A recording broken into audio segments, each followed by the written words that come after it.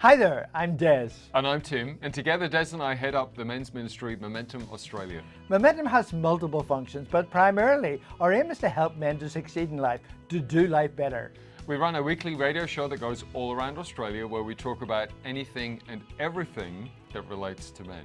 And we encourage men to do life in community, to do life with other men where we can be accountable, we can be welcome, we can be open and honest about what's happening in our world. We'd love you to have a look around our website. That's momentumaustralia.org. There you'll find a bunch of resources to help you on your journey and all of our previous episodes and topics. We thank you for your interest in Momentum Australia, and we hope you enjoyed this video today. All right, well, welcome to this week's Momentum All Around Australia. You're tuned in with Tim and Des, and it is Momentum, a men's ministry by men for men. And, we're here to help you just do that life that little bit better, whatever that looks like for you. And, of course, that covers a variety of things. And, look, we've got a whole bunch of stuff on our website, momentumaustralia.org, momentumaustralia.org. You can have a look around the website a bit later. There's feedback, questions, videos, stuff that will help you on your journey, and of course, previous shows as well. And maybe you'd like to financially support Momentum as well. That would be awesome, momentumaustralia.org. But my good friend and co-host, Des, is with us once again. Mr. Kennedy, how are you this week? Mr. Kennedy, wow. Well, I get a full title today, man. I'm great. I just love that we're blessed to do this show. And we know that men are listening to it in all sorts of different situations and situations internally as well as externally. And I just want to mention our CARELINE. So through our friends at CARELINE Connections, we have an amazing, easy to remember number, which is 1-800-000-MEN. That's 1-800-000-636. And you can reach out to that CARELINE 7 days a week between 9 a.m. and 11 p.m. And they're a great bunch of people who are trained to listen, to care for you. So please feel happy to reach out to them. So, Tim, how are you today? Yeah, man, I'm good. I love the fact that we've got this opportunity for men. And the truth is, we all need a confidential conversation at times. And some of that might be about what's happening in our private life. And, we've talked about pornography several times on the show, Days, as it is one of the key areas that men can struggle with. And it's also one of the key areas that perhaps the church really struggles to actually talk about. That's true, and statistics show that pornography use and addiction, sadly, affects so many men of faith who are, go to church, every week, and still it impacts them. Up until now on Momentum, and you've probably listened to some of the backstories and shows. If you haven't, I encourage you to do that later. But, we've only really discussed some of the effects and struggles that adult men have with pornography. But this week, we're going to do something a little different. We're going to take a look at how pornography is actually affecting the youth around Australia. Yeah, we're talking to Youth for Christ, an amazing organization that's been around for, you'll tell us, our guests will tell us very shortly, but they've launched a new course for students, school students, and bringing awareness to and educating them on the dangers and impact on their lives of pornography. The course is called What's Normal, and joining us this week is the director of What's Normal from Youth for Christ. His name is Paul Bedwell. Welcome to Momentum, Paul. Great to have you here, man. Yeah, thanks, guys. Thanks, Tim. Thanks, Des. It's good to be here. And you probably might be aware that one of the founding leaders of Youth for Christ globally was none other than Billy Graham. So yeah, we are part of the longest running international Christian youth organization in the world, which is a huge privilege. And also at a time like this, the gospel going forth, it's a pretty exciting thing to be a part of. It's an incredible legacy, isn't it, really, when you think about what he left us and how you guys get to carry the baton now for the next generation, which is awesome. And we are super thrilled because, we've talked with Cindy Bagavi, who's the head of Youth for Christ, of course, a couple of times on the show. And, we love what she has to say, but we're super excited that you guys are launching this course. Before we get into the details of that, let's just talk about you for a tick, because you've had your own story with addiction in the background, and it'd be great for people to, I suppose, to hear a bit more about you and kind of put it into context as to how you ended up with Youth for Christ. So tell us a bit about your backstory, Paul. Absolutely, love to, Tim. I'm the luckiest man alive, or the most blessed, as I see it. Paul, the Apostle Paul called himself the chief of sinners, but I feel like I have just experienced God's grace in such a real way. I grew up in a very, very normal middle-class Aussie home, and like most young Aussies, played a lot of sport, and I was pretty studious and studied pretty well. And but by the time I was about 10, I got sent to a shrink psychologist because I developed this anxiety issue even at that young age. And Wow. they did some testing and they found out that I was bright. So they moved me forward a year in school, but diagnosed this anxiety thing that went on for the next couple of decades, to be honest. I got on with life despite, after this diagnosis, and just played sport and studied, and, pretty normal Aussie upbringing. I wasn't in church, although I believed in God. There's never really been a time when I didn't believe or know that God was real. But I just had no foundation in the Word of God, no real church foundation. And by the time I finished school, I got into medical science at the University of Sydney, and then ultimately into the medicine and surgery degree. But the whole time, my anxiety was just progressively bubbling along, getting worse. I'd have like good days, good times. It wasn't always bad. But at crunch time in the evenings and in other moments, I'd have a lot of discomfort with the anxiety. So tell us how that played out in your life. I mean, saying to somebody they've got anxiety, what does it actually mean? What does it look like for you? The best way I can describe it, it would be like, let's say you had this huge job interview, like the dream job, and you want to get there and you want to nail it. And you're on the way there, and then your car breaks down and you're like already 15 minutes late, and you would have this feeling, this thing go on biologically, physically in your body. The way I would describe it is you have that experience, that physical experience, but there's no job interview. There's nothing causing it. It's just there. Wow. And so it was awful. I described it as sort of like a living hell, but I was familiar with it because it had been there since childhood, and I knew something wasn't right, but I didn't know what. I didn't have language around it. All I had was the language of the different diagnostic labels. And for me, it's just a God story. I finished medicine. I was working as a doctor, and it just kept getting worse. And the whole time, I'd tried basically everything that the world can offer. You can imagine as a doctor, you get to get an inside look into the latest and greatest therapies. I tried it all. I tried every kind of therapy, a lot of different types of antidepressant medicines, anti-anxiety medicines. And for me, none of that really worked. I might get reprieve for a little bit, feel comfortable for a few days. Even sometimes the label itself would bring a degree of comfort. Okay, well, now I know what's wrong with me, but it never brought any lasting freedom, any lasting change. And ultimately, what happened for me is at the end of my rope, I just decided to self-medicate with drugs and alcohol, because the story I was telling myself was a good one. Nothing else has worked. This anxiety is so bad. Why wouldn't I go self-medicate? And wow.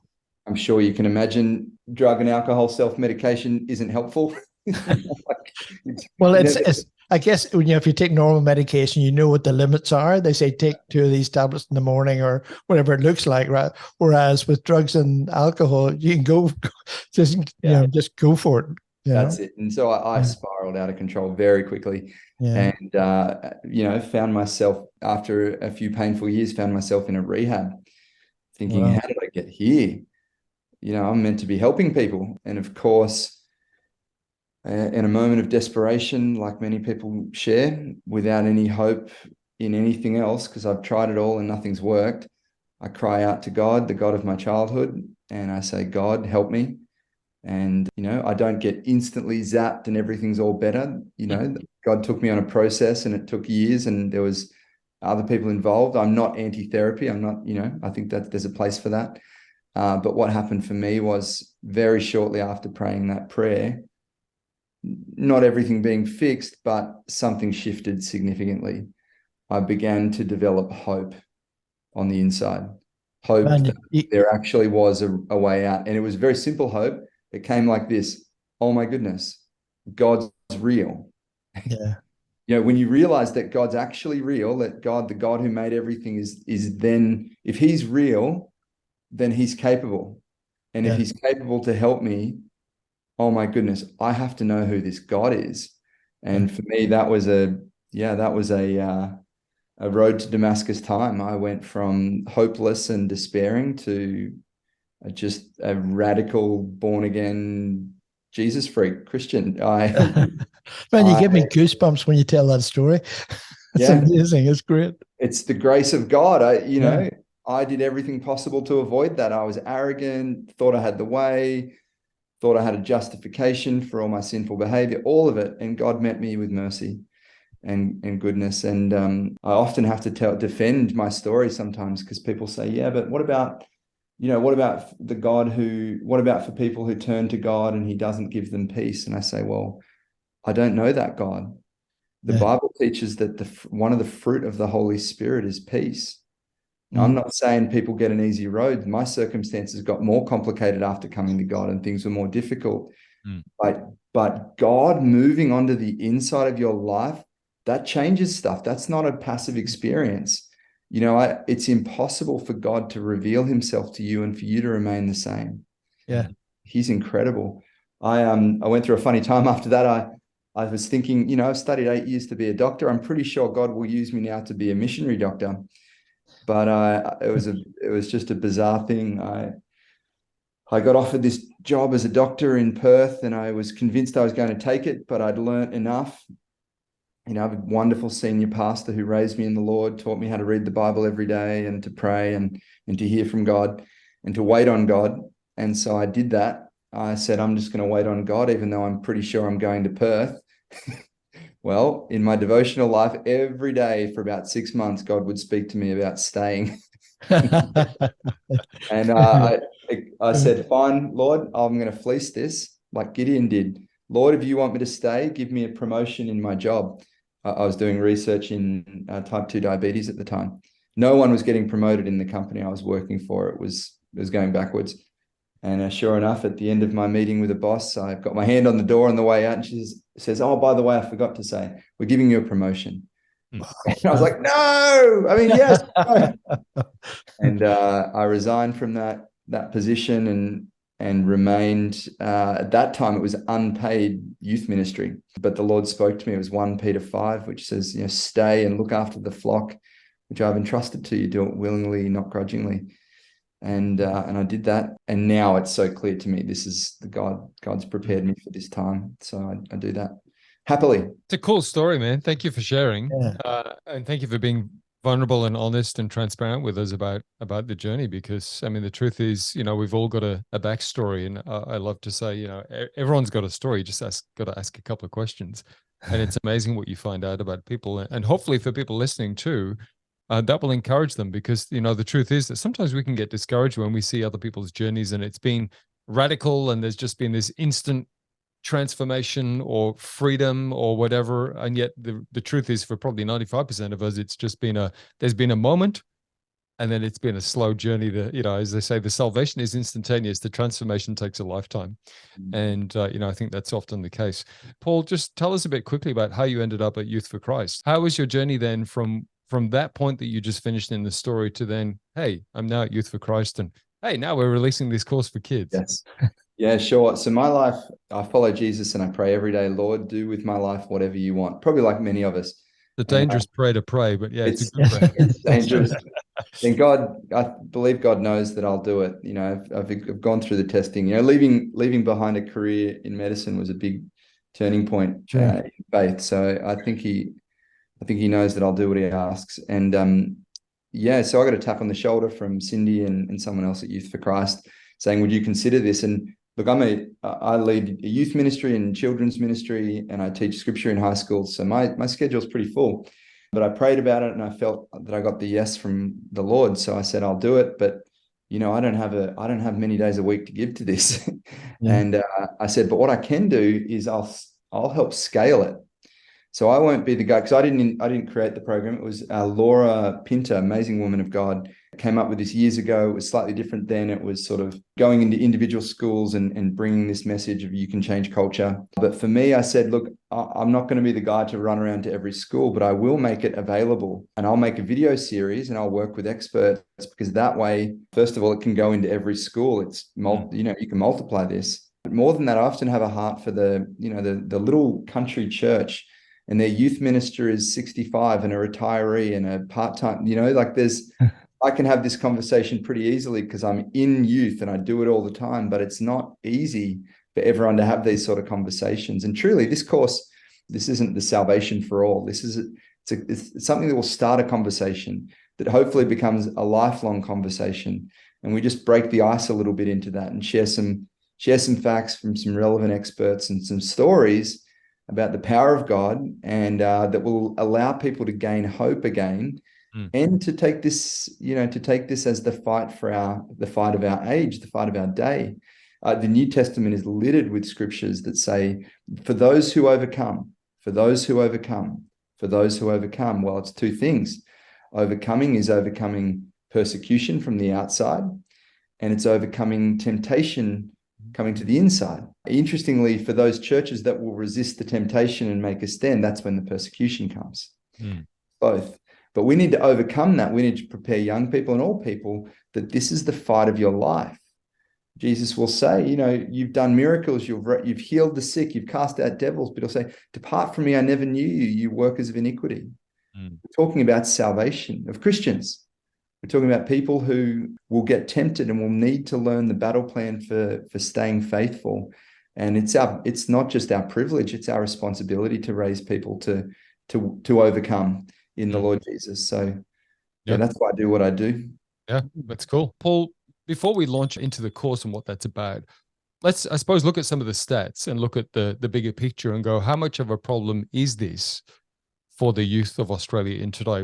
What are the current stats or thereabouts? What are some of the figures that we're looking at? Sure. Yeah, Tim, it's honestly one of these things I wish I never had to talk about. Probably we all feel the same. It's distressing for adults. It's particularly distressing with young kids. And behind the statistics, you just think about this for a moment. I'll talk the stats in a moment, but just think this through. Just think of a 12-year-old, where your brain's at in relation to learning, what you're picking up, what key relationships you're identifying and figuring out, how your brain's being formed for how you're going to manage the relationships with people, the opposite sex, the same sex, for the rest of your life. And picture your ability to control impulses, your hormones at that age. Put all that together and then imagine sitting in your bedroom with an iPhone and no internet filter. At times like this, I honestly thank God. I was saying this before, I thank God that I did not walk through life as a teenager with an iPhone, with a phone in my hand. And then you picture what it would be like, even just because the statistics are what they are, but just as a mental picture. What's it like for a 13-year-old to watch violent and degrading essentially sexual violence in 80 or 90% of pornography? What are they learning about women? What are they learning about their role as men? What are they learning about manhood? What are they learning about love and respect? What are they learning about consent? Yes. One 12-year-old watching pornography is heartbreaking. Yeah. A 2017 study of Australians published in the Public Health Journal of Australia and New Zealand found that 87%, nearly 90% of 15 to 29-year-olds have viewed pornography. And the median age for males first looking at it was 13. This is back in 2017. Highly likely that upwards of 95% of 11 and 12-year-old boys in this country have accessed pornography. Yeah. Girls are, but not too far behind. It's a real issue. The median age for girls in this study was 16. It's probably much younger than that now. And is most of the access, do you think, from like a parent has an iPhone and they, for whatever reason, they watch pornography on their iPhone and they set it down, the kid picks it up and comes across it. Is that the normal way that kids get access to it? Or is it just by browsing stuff? Yeah, I don't have data, but I do have my experience. I'm with young people all the time. Most year sixes will get their first smartphone. Most of them are savvy enough many of them, maybe not most, many are savvy enough to work around blockers and parental consent controls. And aside from that, it's very easy to have a friend just come and show you something when everyone's got a phone. Not to mention if it's not a phone, they're on an iPad. Most kids are on an iPad since about the age of 5 or 6. So with the power of a friend that comes along, with the power of Often it's some of the ads. What we see a lot, a pathway in, is that the ads that pop up in video games, in games on an iPhone or an Android phone, these things pop up and they're quite suggestive. And they lead people, the common story we hear, they lead people down a slippery slope. So many people say, I was just looking at Instagram and now it's TikTok. I was on TikTok or Instagram and I saw this ad and it had a link and I clicked the link. Mm-hmm. So there's many funnels into this. It's very simple, and it's why we're seeing the numbers that we're seeing. And it's not accidental. It's a marketing strategy. There are multi-billion-dollar companies targeting their marketing. I could tell you some really disturbing stuff. Yeah, the trending on Pornhub in September last year was watch what's going on at schoolies in Australia. Number one trending topic on Pornhub. Why? Because the challenge at schoolies was to make a sex tape and post it onto Pornhub. That's the schoolies challenge of our day and age. Wow. Wow. And to bounce off the back of the name of the course, What's Normal, I suppose for kids these days with iPhones, it's just considered normal that most, certainly guys, would be looking at porn to some degree. Not only normalized by your peers, we hear reports of school PDH, PE people telling their students that porn is just the normal part of exploring sexuality as a teenager. Wow. Why? Because the teachers themselves are watching, so how can they say that it's not right? Public schools, PE classes, I know it's not on the curriculum, but we hear reports all the time if that's what's being taught in public schools. Wow. I mean, I have so many questions on that, but let's just keep moving on to, let's get back to the course, right? I mean, what's normal? I mean, obviously it's posing the question then, I suppose, to fight normality. But tell us about then, I suppose, the catalyst behind the course. You mentioned it wasn't you, Paul, that came up with it, but I think you said Linda was the lady that came up with it. But what was the catalyst behind that I suppose you guys went, hey, we should do something with this? Or is there something we can do about this? What was that point where you guys as Youth for Christ went, we see this as a huge problem, let's see if we can do something with this? Laura Pinter, she's now Laura Wolseley, she's an amazing woman. She saw that there was a huge cultural pressure, not just to watch pornography, but to do all sorts of other things. For young girls, it may not be pornography as much, but it's to look a certain way and to post a certain amount of skin each post and to have this perfect social media profile. And now it's probably moved on from a perfect profile to a real but suggestive profile. That's the normal. Other pressures include what you need to do in a relationship, sending nudes to each other, which is, again, become normalized in many circles. You got multi-billion-dollar companies out of the US branding their product, send nudes. So she got fed up with that and started a campaign which ultimately led to Zoo magazine being booted from Coles and going bankrupt. It was a wonderful campaign. They basically said this shouldn't be in Coles, it's suggestive. People got on board with that and it got moved out of Coles, and the company lost a major distributor and went belly up. So that was in some ways a win not for the company, of course, but for censorship or protection of young people. And from that, the world was very interested in what she was doing. She since gave Youth for Christ, acquired that program, and that's where I came in. As I mentioned, I'm not the guy I don't have capacity to run around to all the schools, but my vision for the program was twofold. Number one was to make it accessible to everybody, so everyone can take this. Number two is a little more focused. The second thing I did was I really focused what we're doing towards Christians. Why would I do that? It was quite deliberate. We realized that we were struggling to help Christian men get free from watching pornography. They have the power of the living God living on the inside.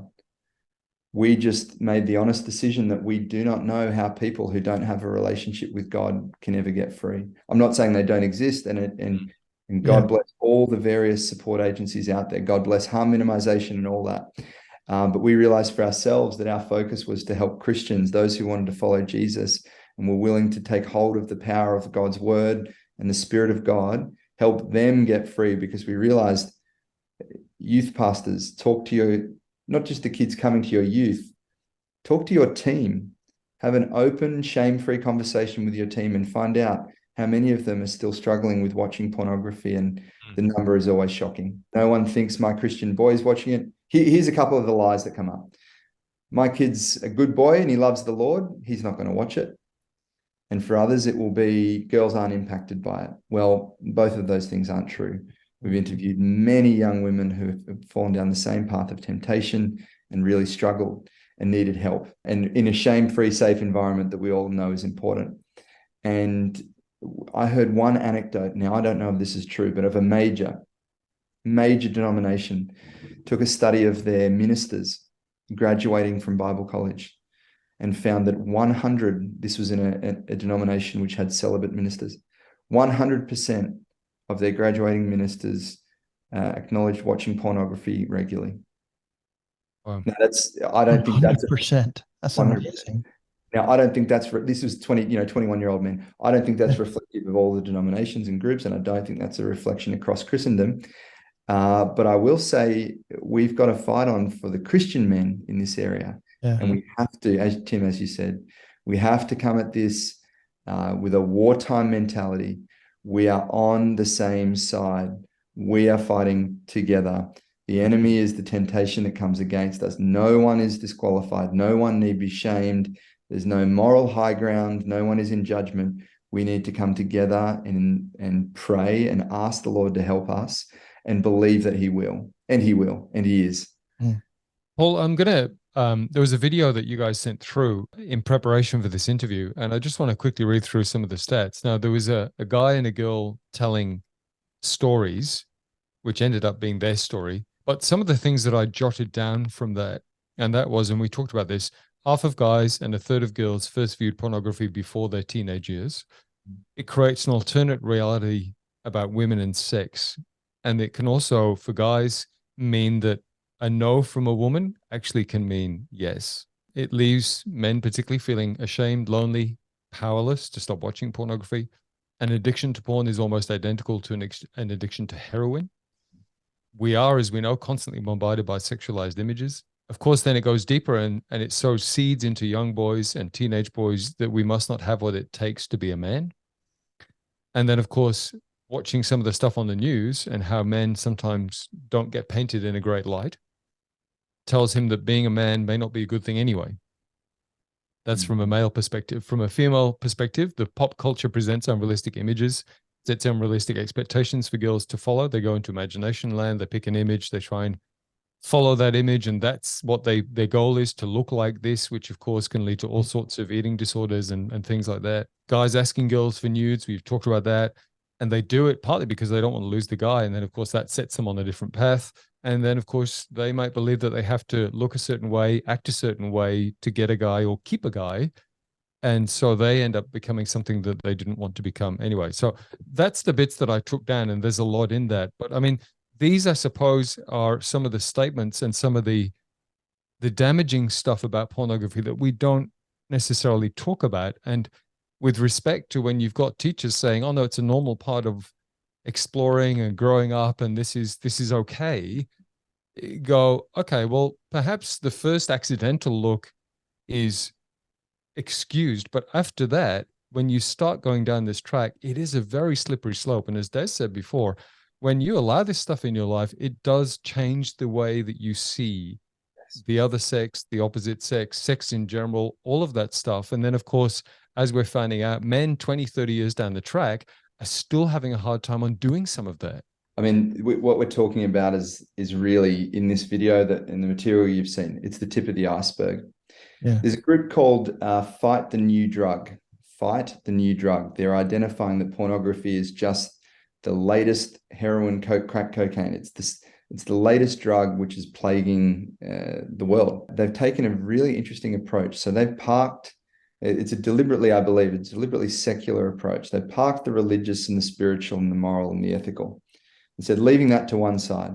They've got doctors, psychologists, sociologists, politicians saying, what are the effects of watching pornography? Let me just list a couple of those. We've just scratched the surface. Young men and women's brains are being permanently damaged by watching pornography, not only for the sexually explicit and violent nature of it, But because it's an addiction, it sets up a brain that is incapable of experiencing pleasure from normal life. Yeah. The only experience of pleasure that a person addicted to pornography can get is the ever-increasing demand for more risque, for more problematic. You can see where that goes. You've heard the anecdotes of serial killers saying, I got stuck into pornography early, and that's even leaving that to one side. Anhedonia is the medical term for the inability to experience pleasure. Young people whose brains are getting wired by porn for that ultimate hit. You think about what sex was originally designed for. It wasn't meant to be all the time. It was a very climactic moment after a long period of waiting. And if if your dating life looked like mine when I was younger, a very long period. Right? But it wasn't meant to be instantaneous. Now 12-year-olds having this climatic Luna Park experience. That's what Dr. Alan Dr. Alan Meyer calls it. A Luna Park experience. We weren't made for Luna Park. We were made for the garden. And people having these experiences, and all of a sudden everything else in life looks completely dull and great. Anhedonia, they can't experience pleasure. Brains getting damaged because they can't experience pleasure in anything else. Then take relationships. Men who are addicted and watch pornography cannot, the data is revealing, cannot maintain healthy relationships. They can't perform sexually because the real woman right in front of them looks nothing like and will do nothing of the things that they've grown up watching. So they have no ability to maintain sexual function. But more than that, they're unable to conceive of someone who they're sexually attracted to as a human. You think about how necessary that is to building a relationship. You need to know that you're dealing with a real human with real needs and real feelings.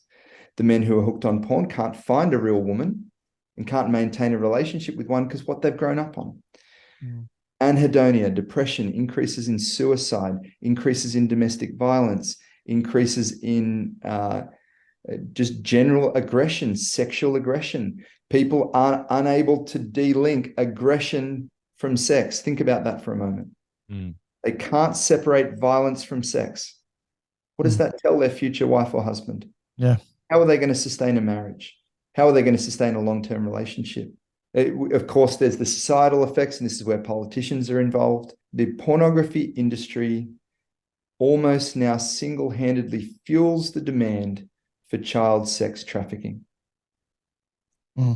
or prostitution.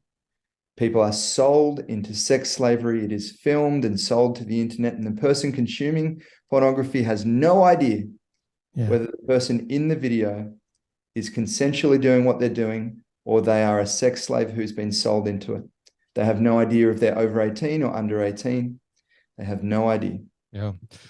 I mean, we've taken a very real, honest look at pornography at large. And I mean, those stats, Paul, that you're putting there about some of the damages. I mean, that's real life, right? This is the challenge. And these are, sadly, some of the stories, more commonly now, stories that we are hearing. And this is why this course that you guys are promoting and just released is so important. We haven't actually got to the course this show. So what we're going to do is paint a brighter picture next week and come and look at some of the solutions that this course is hope. Let me tell you, there is absolutely hope. Some of the hope that is in this course. It's the What's Normal program, and it's by Youth for Christ. It's just been released. Let me give you the website, and again, you can check that out. And if you have young kids, perhaps this is a website, I don't know, that you can explore together, have a conversation around if it's appropriate to do so. But certainly we as parents need to be on the front foot here and not on the back foot. yfc.org.au/what's_normal, yfc.org.au/what's_normal. Or if you go to the Youth for Christ website, just yfc.org.au, you'll find the link there. And of course, check out momentumaustralia.org. We'll have links there too. And we're going to come back next week and chat with the director of What's Normal, Paul Bedwell. It is an absolutely encouraging course, and it is absolutely necessary for such a time as this, educating our young kids on the dangers of pornography. And of course, posing the question, what is normal? Is this really what is normal? And should we stay there? We're going to come and explore that next week with Paul. Paul, it's been great to have you on the show this week, man. We're looking forward to sticking back into this next week right here on Momentum, man. Thanks for your time. Such a privilege. Thanks, guys. Thank you for watching this week's show, and we hope you subscribe to Momentum so you can find out what's happening in the shows in the future. Absolutely. And keep an eye on our website too. That's momentumaustralia.org. There you'll find all of our shows and a whole heap of resources to help you on your journey. That is momentumaustralia.org. Until next time, keep moving forward with Momentum.